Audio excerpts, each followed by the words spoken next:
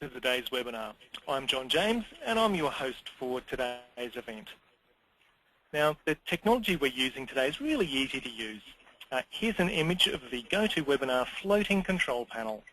It's fully expanded when you first join the webinar, but the clever little thing hides itself after a couple of minutes so that you can better concentrate on the presentation. Now, if you just click on the small orange arrow at the top of that skinny bar, it'll then expand out again so you can see all the panels. To watch today's webinar, you're probably sitting in front of your computer. However, if you wanted, you could be watching on your mobile device, such as an iPad or an Android tablet. The catch, however, is that you can watch and listen, but you can't raise your hand, vote in a poll, or type in a question. Sorry about that. Hopefully they'll upgrade the software soon. Now, to listen to the webinar, you can either use your computer's mic and speakers or a telephone. We've had a few issues with the computer audio in the past, so if it gets too annoying for you, you can swap over and use the telephone at any time. We do provide a toll-free number, so it won't cost you any more. If you do need to swap over, just go back to the audio control panel and click on the telephone option and make sure that you use the numbers in your screen to dial in, because we all get our personalised numbers. Now, folks, you can interact with us today by raising your electronic hand at any time or typing in the questions box down the bottom here. Only the organisers get to see your hand or what you type. And if you do ask a question, I'll read it out so it's anonymous. So, hey, let's practice. If you can hear me clearly, can you please raise your electronic hand?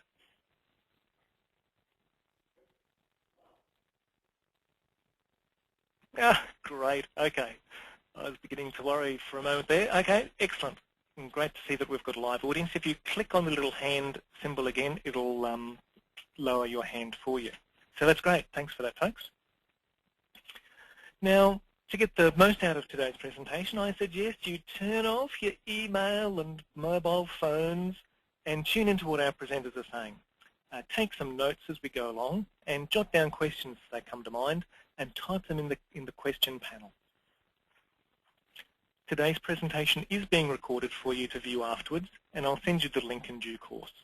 It's great that you've been able to join us live for this session though, as that way you can ask the questions that you'd like answered.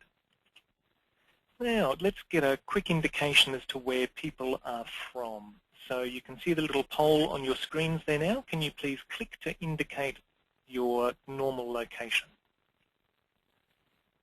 That's great. I can see most people have voted, so I'll just close that off in 3, 2, 1. Okay, well, it's great to see that we've got about a fifth of our audience from Western Australia, a fifth from the Territory, and the rest from Queensland. So thanks for that, folks. I find it always interesting to know where people are coming from. So in just a moment, we'll be hearing from today's guest presenters, of which we have 2. And at this stage, I'll allow them to present their PowerPoint. So our first speaker tonight is Dionne Walsh, and she's lived and worked in the rangelands for 16 years and has spent the past 11 of those in the Territory. Prior to joining the government in 2009, she ran her own NRM consulting business in Alice Springs and Katherine. These days, she oversees the department's rangeland research program throughout the Territory, which aims to help producers get the very best performance out of their native pastures. Our other speaker is Ross Peatling, who is manager of NAPCO's Alexandria station in the Barkly Tablelands.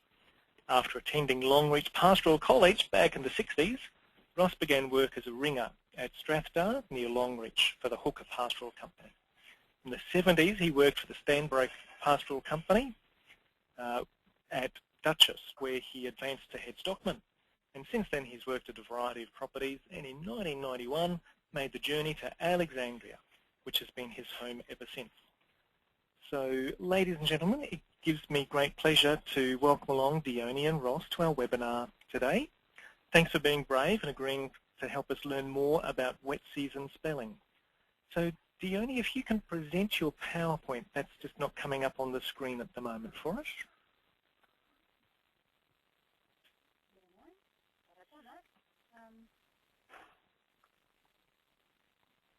Are you seeing that now, John? No. Shall I try and open it again from the start? Okay.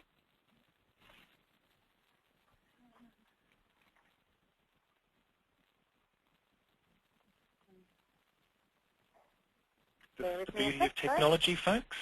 Sometimes it works and sometimes it doesn't. I don't think it's the technology. It could be the user of the technology, obviously. I'd never say that, Dionne. Okay, so you've clicked on the Show My Application and you've selected your PowerPoint. Yeah. Can you see that now? No. So let's... It's ticked on our yes, thing. look at that. Yeah. Look at that. Now we can see it. Do you want to just make sure that you can move forward and back? Good. Brilliant. Okay, fantastic. Over to you, Dionne. Oh, sorry about the false start, folks. I hope that you're all sort of suitably relaxed and ready for this as we are. Ross has got a Scotch here in his glass and I've got a red wine, so I'm hoping that you guys are enjoying something similar out there in cyberspace. I'd like to welcome you to this webinar on wet season spelling, and we've called it a grease and oil change for your grass. And I guess the purpose of doing that was to highlight that just like a road train or a Toyota, you can't run your grasses and your pastures at full tilt without ever stopping them and giving them a bit of a tune-up here and there. So to me, wet season spelling is that sort of process.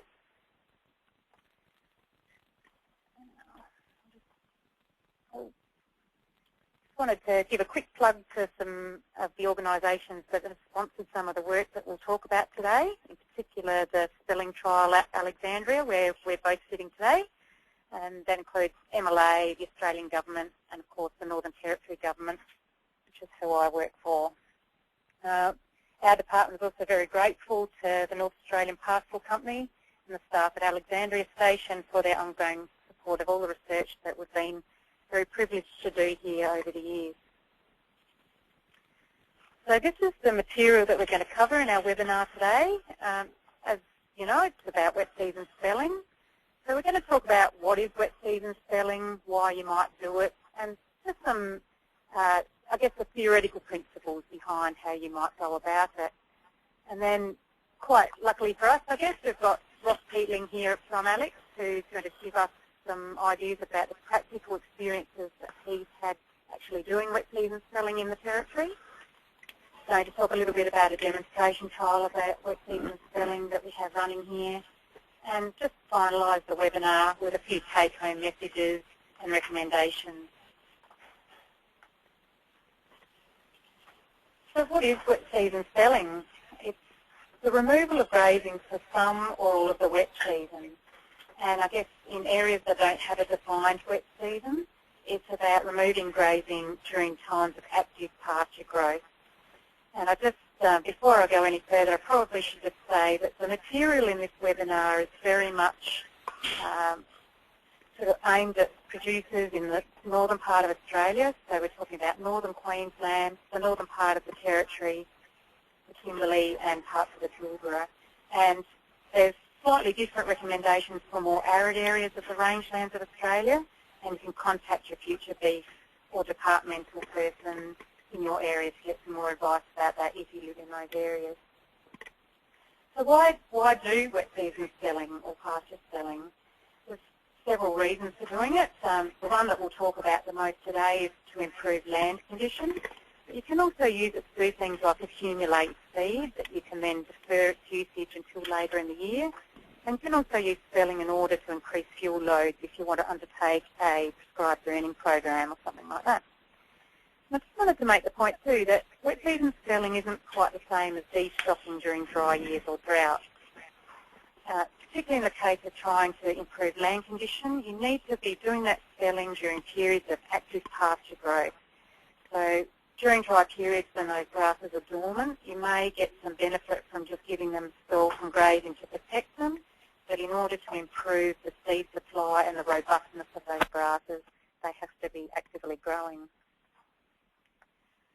So people often ask us, why spelling is a good thing to do, and, what bearing is it going to have on the bottom line of their business or the productivity of their herd. So I thought I'd just show you 3 good reasons, I guess, for why a wet season spelling program might be beneficial.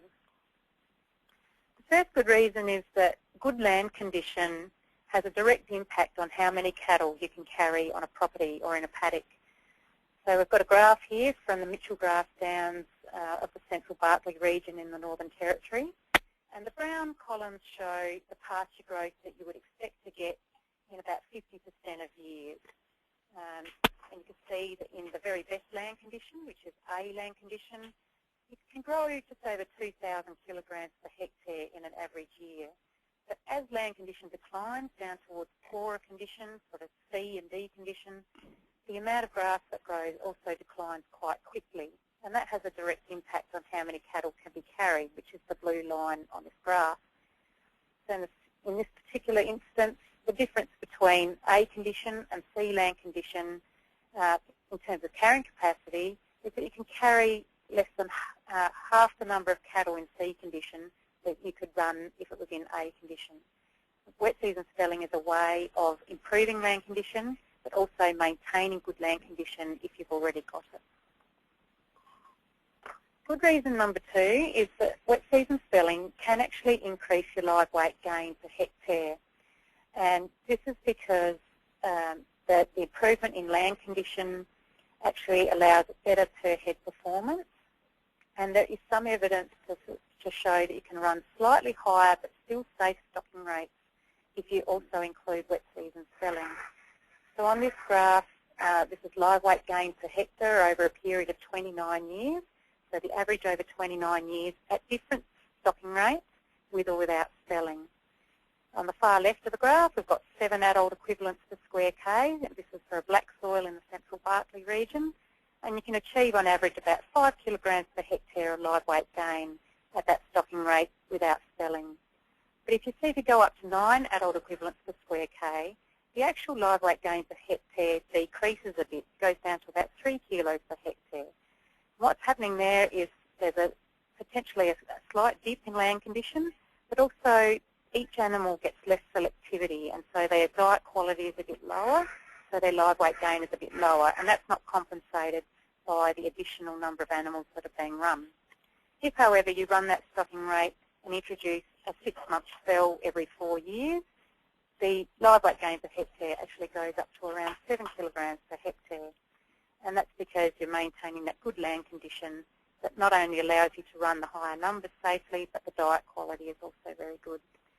Unfortunately, when you run stocking rates that are too high, you can actually have detrimental effects on live weight gain.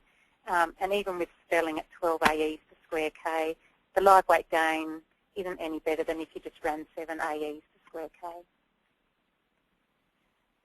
The third good reason is we hear a lot of resistance to wet season spelling here in the north because people are reluctant to lock up country and take it out of production for a wet season or for a year.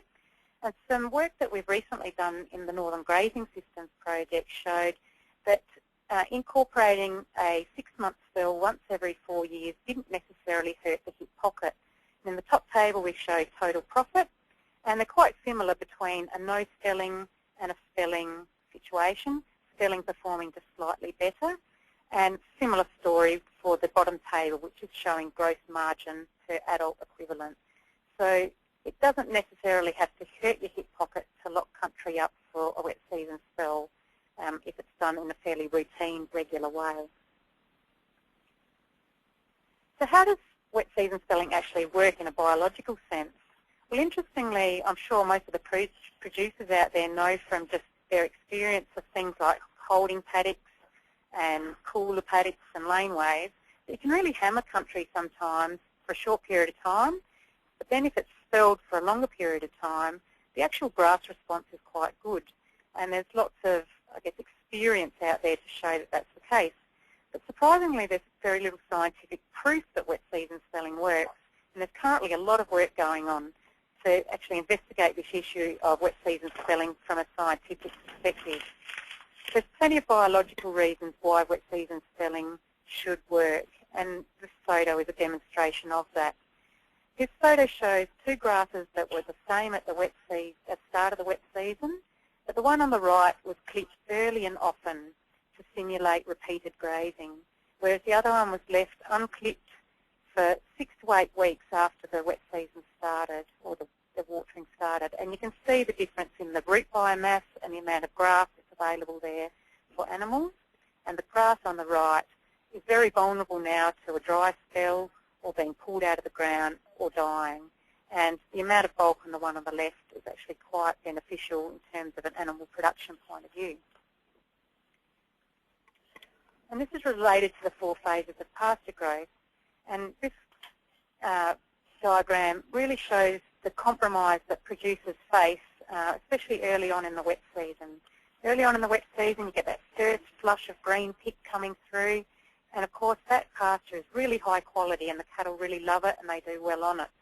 But of course there's not very much bulk there, so those plants are very vulnerable and sensitive to high grazing pressure. But as the season progresses, obviously the yield increases, but unfortunately the pasture quality decreases. And it's those phase 2 grasses where that balance and that compromise is reached, whereby you've got good bulk and the quality is still not too bad, but the grasses are less vulnerable to grazing. As they move through into phase 3 and phase 4, grasses become less sensitive to grazing, and in phase 4 they're in the dormant phase and have quite low sensitivity to grazing at that time of the year. And here's a picture I took just north of Catherine recently, just to show that very first early phase of the wet season when you've got that green pick coming through. You can imagine if you put a lot of cattle on this piece of country at this time, those grasses will probably get cleaned up pretty quickly, and that really sets them back for that early part of the wet season. And they probably won't reach their final sort of potential in terms of bulk by the end of the wet season, and their reproductive potential if they're continually grazed at that stage throughout the whole course of the wet season. So I'll hand over to you, John, and then we'll get Ross on board shortly. Lovely. Thanks for that, Dionne. By the way, there's been a little bit of feedback, so I'm guessing that the second handset that you two are using is actually picking up despite our best trial beforehand. So I'm thinking it's probably best if we can just go back to the one handset, please. So folks, this is now an opportunity for you to ask some questions or make some comments. So you can just use the little box at the bottom of your floating control panel, and don't forget, if it's disappeared on you, just click on the little orange arrow and it'll expand again for you.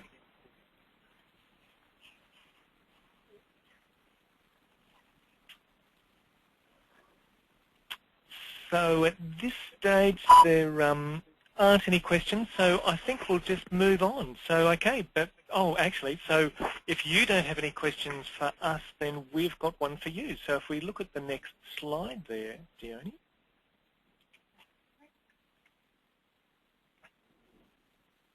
Yes, so now we've got a poll. So the question is, do you currently do wet season spelling or rotational grazing? So I'll quickly launch that poll for us. So folks, can you select the appropriate response? So none at all, only the holding paddock and laneways? Yes, but fairly informal system, or yes, a formal system. So folks, come and tell us what your response is here. I can see most people have now put in an answer, so I'll just close it off in a few seconds. So 3, 2, 1, thank you. And I'll just share those responses with you. So a small number said none at all. But then about a third of the audience tonight are saying they do only the holding paddocks. About another third are saying yes, but fairly informal system. And another third are saying yes, a formal system. So Dionne, does that surprise you at all? Can you hear me, John? Yes, I can. I might have muted my phone. No, I guess You are very quiet though.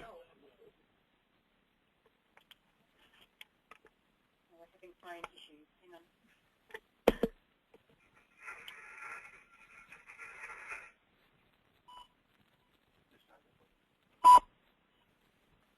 How's that? That's much better, thank you. Okay, good. Okay, no, so it back doesn't to you really now. surprise me, I guess, that there's a real range of approaches to wet season spelling or rotational grazing amongst the audience. probably fairly similar percentages to what we would expect to see with our producers here in the Territory.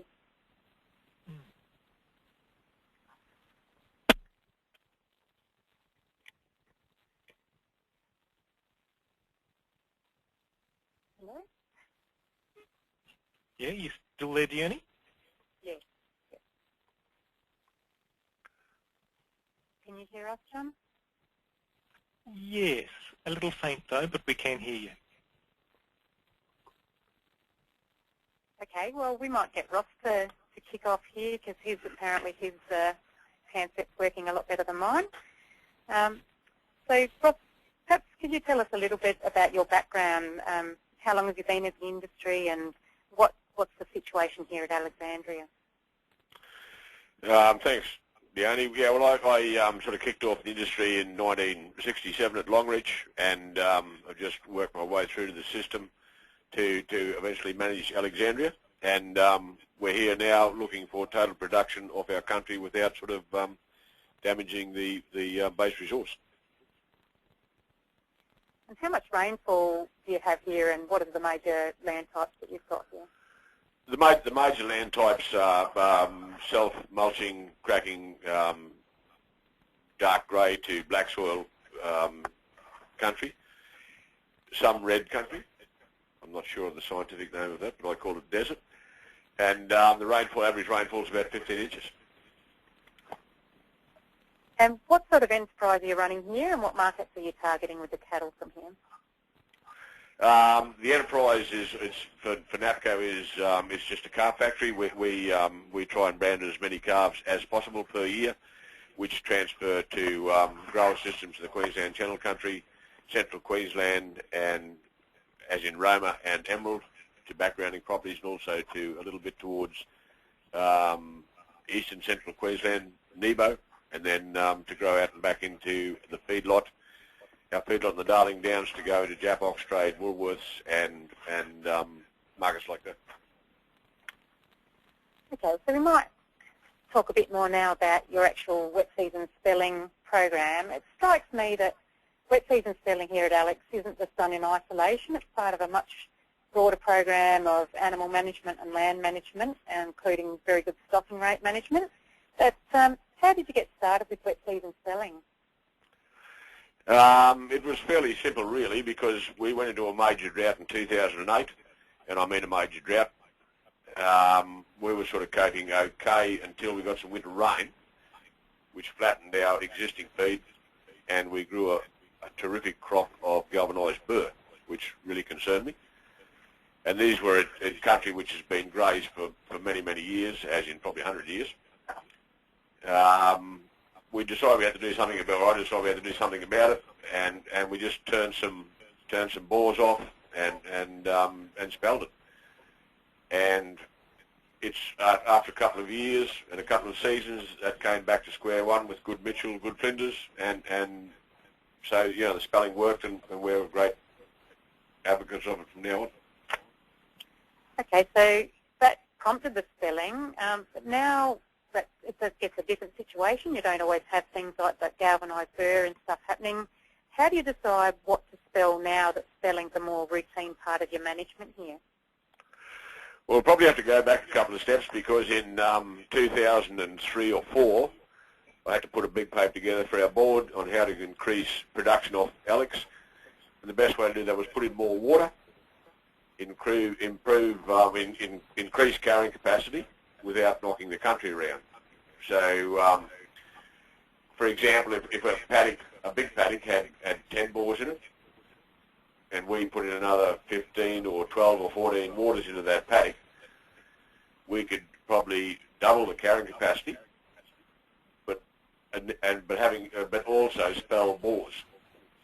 So, and that is the plan now of the whole system, is to get maximum production out of a paddock, but spell bores. So we've always got, say, for example, if a bore's got now 14 waters in it, we try and spell 3 or 4 a year, so they come back to normal, and just keep doing that forever. And how long do you know, or how long do you have to spell for, and how do you know how long a piece of country needs to spell for, or do you just wait and see how the season turns out? it's mainly waiting to see how the season turns out, and you know, water quality and everything's got a lot to do with it. But we can generally we generally only have to now spell a bore for 12 months. Let that seed fall off and turn the water back on again, and away they go. But I think it's, to this stage, it's working. Dionne will back it up with a bit of science in a couple of years' time. But we've certainly got maximising production and still got good grass. And just finally, were there any sort of dead ends that you ran into, or has it gone pretty smoothly?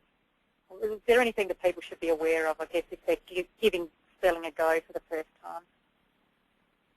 I think the big thing is, if you are going to spell some country, like we've got paddocks here, which is 250,000 acres, well, if it had 4 bores in it, we couldn't spell it because it was we couldn't spell a bore because it was too difficult to ship cattle away from a bore. So we've done this water improvement program with a radius of 10 kilometres on waters. We now can turn a trough off and to spell a bore, and cattle will walk away by themselves without having to be shifted, which is a big thing. That's a big deciding factor. And I think it's got to be pretty simple. It's got to be kept simple. We cannot afford to lock up a big paddock. So I think what we're doing now is working quite well, but we'll be able to say a bit more in the future. Okay, thanks, Ross. John, have you got a sense of how the audio is going at the moment? Yes, it's doing okay, thanks, Dionne. All right, well, I'll just talk briefly now about the trial that we're doing here at Alexandria. It's a wet season spelling and stocking rate trial, and we're not only looking at the land condition benefits, but we're also looking at some of the animal production benefits of these practices that Ross has been putting in place in recent times. The actual trial itself started a couple of years ago, and Ross asked us to make a long-term commitment to the trial, and so what we've done is we've designed it in such a way as it's pretty cheap for us to run it, so that if the external funding we've currently got to pay for it runs out, we should be able to keep resourcing it from our internal departmental funds. So we are quite committed to staying here and doing this for a long period of time. And already the site has become a bit of a showpiece for things like industry information days, and we took a group of young head stockmen and young managers out to the site last year to show them and teach them some of the things that Ross had learnt in wet season spelling. So the trial is actually running in a paddock called East Rankin. It's a pretty big paddock by some people's measure, 700 square k's. And Ross was telling me today that in 1994 there was only 6 waters in this paddock, and today there's 16 due to that water development program that he started. And so now that paddock is actually very well watered. And what we're doing is we've run a 5-kilometre long transect out from 3 different bores in this paddock, and those 3 bores are different ages. So there was one that was drilled in 1910, one in 2004, and one that was just put in recently in 2010. And the sorts of production measures that we're interested in looking at, I guess at the paddock scale, are things like how carrying capacity has changed, some of the turn-off and breeder performance information out of this particular paddock. And you can see in the photos there that the 2 older bores at 250 metres out from the water had about 1,500 kilos of dry matter per hectare in June 2011. But that brand new bore, which I think had only been used for 1 season when we did that measurement, had 3,200 kilograms per hectare of grass there. And the purpose of the trial is really to monitor whether the wet season spelling and stocking rate management can keep those really high levels of pasture growth close to the bore like at that new bore, and then actually keep that in that sort of condition, and whether wet season spelling can also lift the production of the grass at those older bores, and we're also looking at some species composition information as well. So far, as I said, there's been a massive increase in watered area in that paddock, and just since 2005, I think the watered area has increased from about 74% to 95% on a 5-kilometre grazing radius basis. And as Ross said earlier, increasing the number of waters has really created opportunities to spell different bores in this paddock. It's a very uniform paddock, Mitchell grass paddock, and the cattle seem to move themselves quite well away from those areas that no longer have the water in them. The stocking rates in the whole paddock are quite sustainable. They are well within the recommended ranges for this land type in this part of the world. So there's you can carry up to 15 adult equivalents per square K on this country here. And I think the average stocking rate since 2005 has been about 5 adult equivalents per square K. And one of the interesting things we found that even at those old bores, more than 65% of the pasture composition in 2011 and 12 was palatable species. And that tells me that the underlying stocking rate management of this paddock is pretty spot on. There's good grass levels, palatable grass, and wet season spelling is just that slight tune-up that's required to get those palatable species and that pasture growth coming closer to those bores if they've been grazed. So are there any questions, John? That's a good question. Well, here we go. Since different grasses mature at different stages during the wet season, how can we decide when country has been spelled enough? That's a question for Ross. I'll have a go at that one, John. I would think our main grass is Mitchell, and that's what we work on. Once that you've got re-establishment of Mitchell country going to seed and dropping seed, well, I think that's a pretty fair indication. Okay, good. Thanks, Ross. And perhaps another one for you is, how long does it take to really see an improvement in land condition from regular spelling? I think if country is not sort of knocked around too badly, a one wet season spell will do it. When I first started on deciding spell country, we were pretty well badly degraded around that number 10 bore, which is the old bore in East Rankin, and that took a 2-year spell to bring it back to normal. But we continue to use that paddock all the time. Right. I think some other data that we have too, John, from other parts of the territory showed that it can take several years. So a regular spelling program, say once every 4 year spelling program, or 2 consecutive spells followed by once every 4 years, that sort of spelling regime can sometimes take several years to actually see an improvement. It's very, very dependent on the seasonal conditions that are experienced at the time of the spelling. Okay. Another question's come in. So is there any measure of the herbage content of older versus younger bore sampling? We do have some measures of that. I don't have any results just to hand at the moment, but the data we're collecting does allow us to break that down in terms of whether the plants are perennials, annuals, herbages, grasses, palatable, not palatable. Yeah, so there's a whole range of indicators that we're picking up through the data. Unfortunately, I don't have any results that I can easily lay my brain on at the moment. That's okay. And I know at the end, Dionne, you'll be sharing your contact details, so if people want to contact you or Ross, they'll be able to do so afterwards. And now there's just one more question that's come in. The audience has gotten the hang of asking questions here. So how often are waters spelled on average? That's probably a fairly difficult question to answer at the moment, John, because we only started this program in 2005. We completed one big paddock in 2005. We're trying to complete one ever since then. But we spell waters, at least 2 waters in every paddock since then, depending on season. But we're sort of now trying to formalise a spelling program for the whole property. Great. Okay. Thanks, guys. That's all the questions for now, so back to you. All right. Well, I just wanted to, I guess, tell a cautionary tale about spelling and really highlight the importance of getting stocking rate and spelling right together. And this is some actual theoretical model data that we generated for the Victoria River District. But what it shows is land condition under different stocking rates with or without spelling. And you can see in the background there, the shading shows the different land condition states. And what we did was we started off a black soil in the VRD in C land condition. And then we applied different stocking rates in the grass pasture growth model. And we also applied some of those stocking rates. We applied a 1 season in every 4 wet season spell. And we're using the percentage of perennial grasses in the pasture as an indicator of land conditions for this particular graph. And the blue bars show the rainfall, and this is actual rainfall from a station in the southern Victoria River District.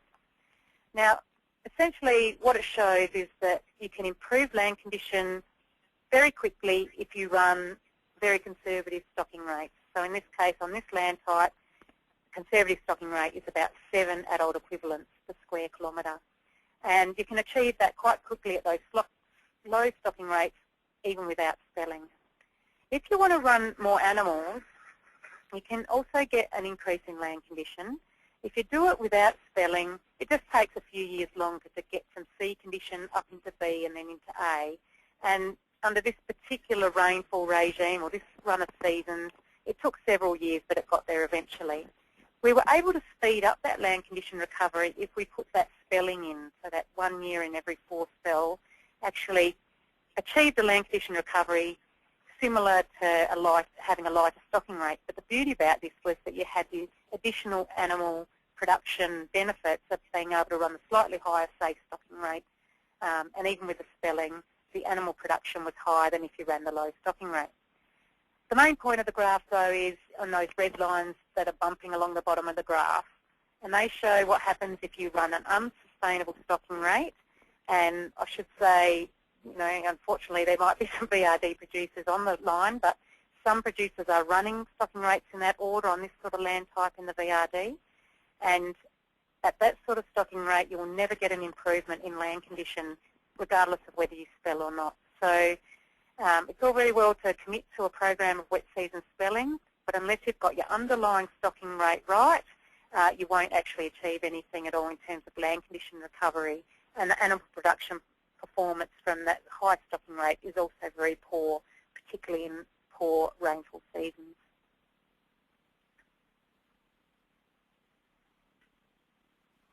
So here we are to some take-home messages before we open it up to a few more questions. Hopefully we've been able to show that spelling doesn't necessarily have to have a negative impact on animal performance or your hip pocket. In fact, it can be beneficial if you get the right routine of wet season spelling going and you can get the outcomes in land condition and animal performance. Also demonstrated that grasses are very sensitive early in the wet season. So if you're able to commit to a wet season spell, probably the best time to achieve that is to be able to take those cattle out perhaps in second round, or if you've got good access, as soon as those first rains start, you should be thinking about getting those cattle out of that paddock so that they're not grazing those grasses when they're very, very vulnerable to grazing. And spelling is only effective if your stocking rate is right. And you can get some advice about what those safe stocking rates are from extension people in the departments and from very experienced producers, people like Ross, for example. In terms of spelling to maintain land condition, our current recommendation for the top end of Australia is to spell 1 year in every 4 for a whole wet season. The rules are a bit different in the more arid areas, and certainly give you a bit more information about that if you want to contact us later on after the webinar.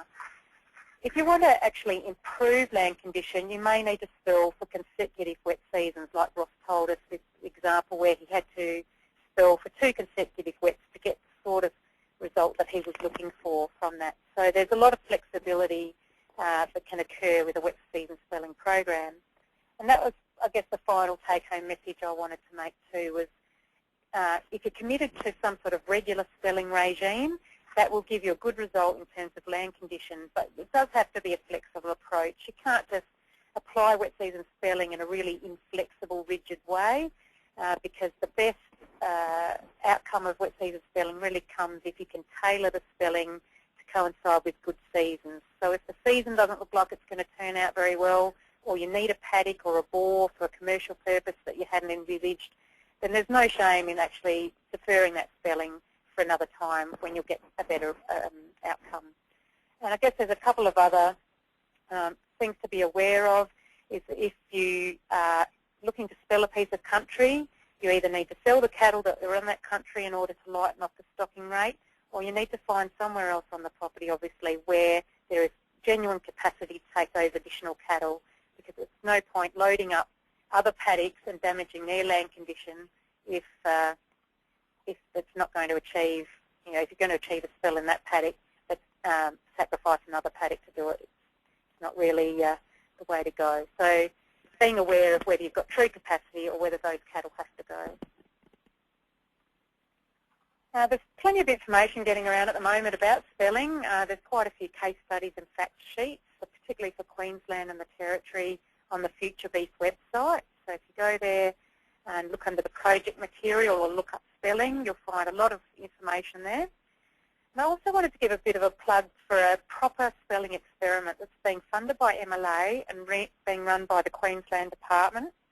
And Paul Jones from Emerald, who I think was going to tune in tonight, I'm not sure whether he's here, but he is managing that project, and there's information about that on the Future Beef website, and they probably have some information locally as well if you want to chase that up. But there's two aspects to that experiment. There's a long-term trial happening about 55 kilometres from Claremont, and then there's another aspect of the trial that's being done at the Wombiana trial site. And that's fairly early days so far, but keep tuned in to hear more about that. We're also doing some work here in the Territory. There's some burning spelling demonstration work going on at a station called Delamere in the Victoria River District, and of course the one at Alexandria here. We're also involved in some intensive rotational grazing work at Beetaloo and Mungabroom Station in the Barkly, and we've got a trial going on our research station near Alice Springs. And for any Territory people that might be interested in knowing a bit more about how those trials are going and what the results and recommendations coming out of them are, they can log on to our newsletters, the Rural Reviews and the Barkly Beef newsletters, which can be found on the Department of Primary Industries website. And I guess apart from contacting us, we'd certainly encourage you to get onto the Future Beef website. There's contact details there for people in Queensland and Western Australia and other parts of the Territory who could give you advice and come to your place and actually help you with some wet season spelling type advice. But of course, feel free to contact myself, and I think Ross is also quite happy to take questions after the webinar about anything you might have heard today. Thanks, John. Okay, great. Thanks, Dionne. So I've got a couple of questions here. So the first one is, can you clarify, do these spelling recommendations apply to all rangeland areas of Australia? No, they don't. Some of the work that we've done shows that as the country becomes a bit more arid, you need to actually increase the frequency and duration of spelling if a land condition improvement is what you're after. And that's because the number of times that you have good seasonal conditions to achieve some benefit from spelling, sometimes a bit few and far between. And if you were just in some sort of regimented type spelling program, you might miss those good seasons. But as you go further north, the reason we're recommending a 1 year in 4 spell is that we've found through some work we've done that gives you the best land condition outcome, but it also gives you the best financial performance and animal performance outcome in some of the work that we've done. Now, a lot of that has been done in a theoretical capacity, and some of this work that's going on the ground now is really trying to see whether that happens in real life. But that's our current recommendation based on the best information we have. Okay, thanks, Dionne. And I've got a question for you, Ross, that obviously it takes a lot of time and effort having these research programs being held on your property there. So what benefits do you and your company get from being involved with these? John, I think it's, as I said before, we're just looking for maximum production of the country we've got without damaging it. You can muck around with genetics, staff, anything you like, but you can't do anything at all unless you've got grass to back it up. So it's a very, very prudent part of the whole operation. And I actually took Dionne out this afternoon to number 3 ball, which is probably 10 years older than number 10. And country was burnt there last year. It's been flogged in a holding paddock, and it's had some storms on it. It just looks absolutely beautiful. So that's what we want to keep trying to do, is just maintain the base resource, increase production without killing that grass basis. He doesn't really flog his country. No, I wouldn't have thought so. Great. Okay.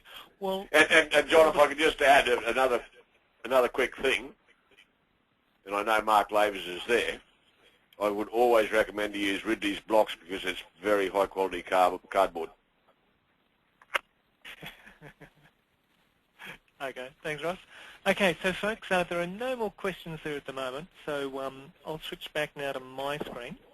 So, hey, Ross and Dionne, thank you for your presentation tonight, and particularly Ross, thanks for being brave with technology tonight. That's really enabled people, from across Australia to learn from your experience. So thank you for your time that you've put into this. Now, folks, it'd be remiss of me not to mention the Future Beef website. So there's the address for it at the top of the screen that Dionne mentioned before. This is your one-stop shop for beef information across Northern Australia. In due course, you'll find the webinar recording under Resources and then under Multimedia. But as I mentioned earlier, I'll send everyone who's registered for this webinar an email with a link to that and also an evaluation of the event. And while you're at the website, don't forget to click on this little button here to sign up. And that way you'll receive our e-bulletins that'll tell you about future webinars as well. And we have an event calendar, and so you can come here at any time just to see what events are happening around the ridges. Now, of course, we'll be asking your feedback on today's event. We'll be using SurveyMonkey to help us with that, and I'll include the link for that in the email that I send out. So, folks, that's all for today. Once again, I'd really like to thank Ross and Dionne for the great presentation that they gave tonight and for their insights. Really helped us to learn more about wet season spelling. And a big thank you to all our attendees for being along and for interacting so well with us. So thanks, everyone. All the best now until we meet again. Hooroo.